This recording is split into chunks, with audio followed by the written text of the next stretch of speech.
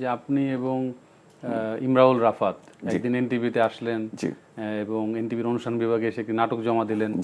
সেই নাটকের নাম ছিল সম্ভবত ফ্ল্যাশব্যাক।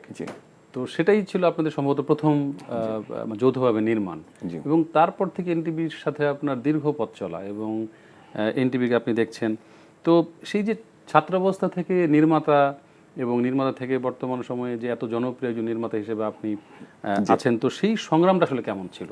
প্রথমে একটু বলতে চাই, ছোট্ট একটু কারেকশন। সেটা হচ্ছে আমি প্রথমে এখানে গল্প জমা দিয়েছিলাম।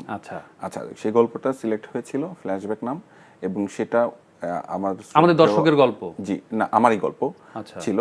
আমি গল্প জমা দিয়েছিলাম, তখন গল্প জমা দেওয়ার সিস্টেমটা ছিল এনটিভিতে, গল্প জমা দিত ডিরেক্টররা, এবং ওখানে এবং আমাদের শ্রদ্ধেয় মরহুম রোস্তাম স্যারের কথা আমি শ্রদ্ধা ভরে স্মরণ করতে চাই। স্যার আমাকে সেই সুযোগটা দিয়েছিলেন। স্যার আমার গল্প সিলেক্ট করেছিলেন একটা নতুন নির্মাতাকে, যে হয়তো অন্য চ্যানেলে সুযোগ পাচ্ছে না। আমি একদমই তার পরিচিত কেউ ছিলাম না, কিচ্ছু না, কিন্তু তারপরে উনি একজন অপরিচিত ছেলেকে উনি হাত ধরলেন এবং উনি সাহায্য করলেন যে হ্যাঁ তুমি করো, আমি আছি তোমার সাথে।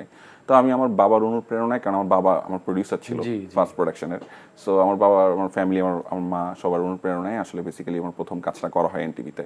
এবং প্রথম কাজটাই কাকতালীয়ভাবে আমি খুবই ভাগ্যবান আমি মনে করি যে এনটিভিতে সেই সময়ে একটা বিশেষ দিবসে একটা নাটকের জন্য বাঘা অন্তত 50টা ডিরেক্টর লাইনে দাঁড়ায় থাকতো একটা ডে পাওয়ার জন্য, একটা স্পেশাল ডে।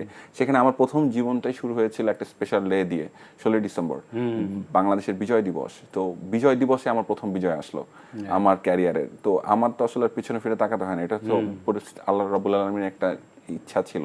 তো যাই হোক, এটাই আর কি, কাজ শুরু করেছি। এবং আমি আসলে অসংখ্যভাবে ধন্যবাদ, এই চ্যানেলটা আসলে আমার, দিস মাই হোম গ্রাউন্ড।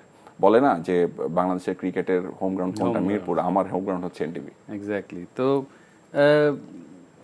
এবং এটা একদমই সত্যি যে এনটিভি এখনো পর্যন্ত সেই ঐতিহ্য ধারাবাহিকতা মানে ধরে রেখেছে। আমরা এভাবেই এখনো শিল্পী বলেন আপনি বা নির্মাতা বলেন, আমরা সেভাবে এনকারেজ করে যাই। যে এই ক্ষেত্রে আমি মালিক পক্ষকে ধন্যবাদ জানাতে চাই। আসলে এনটিভির যে মালিক পক্ষে যারা আছেন, একদম টপ টু বটম যারা একদম এটাকে দেখেন, ম্যানেজমেন্ট, আমি কারোর ইন্ডিভিজুয়াল নাম নিচ্ছি না, আমি পুরো ম্যানেজমেন্টকে আমি ধন্যবাদ জানাতে চাই। এই যে নতুনদেরকে তারা সুযোগটা দেন প্রত্যেকটা প্ল্যাটফর্মে, এটা খুবই এনকারেজিং, এবং এটাই সবার করা উচিত বলে আমি মনে করি, তাদেরকে ফলো করা উচিত। রাইট। এই স্বচ্ছতা এবং জবাবদিহিতা সবসময় আমাদের এখানে ছিল। তো আপনি সেই জুলাই আন্দোলন বা জুলাই অভ্যুত্থান নিয়ে একটি চলচ্চিত্র নির্মাণের ঘোষণা দিয়েছেন সম্প্রতি, আমি মানে সেটা সম্পর্কে জানতে চাই। জি, আমি একটা ঘোষণা দিয়েছি, এবং আমি ঘোষণাটা দিয়েছিলাম হচ্ছে 5ই আগস্ট।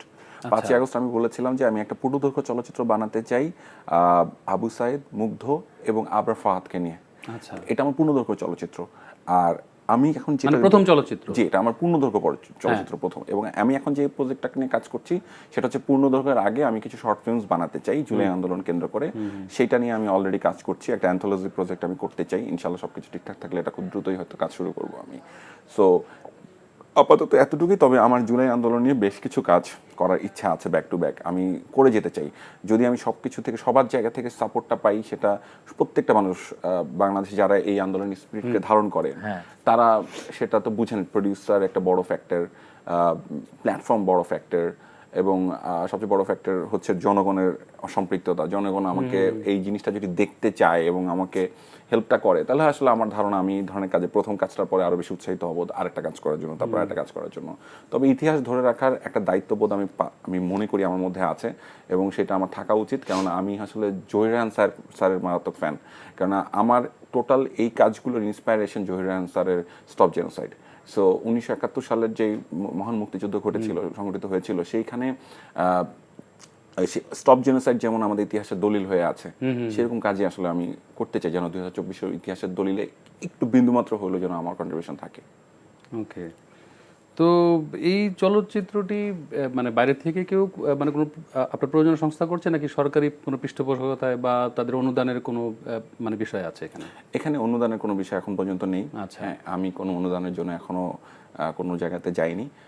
তবে আমি চাই প্রত্যেকটা অর্গান, সেটা গভর্নমেন্ট, নন গভর্নমেন্ট যারা আছে, তারা আমার এই স্পিরিটটাকে হেল্প করুক, বা আমার এই চেষ্টাটাকে তারা অ্যাপ্রিসিয়েট করুক। এটা আমি তো ডেফিনেটলি চাবই, এবং আমি চাই তারা এটা করুক।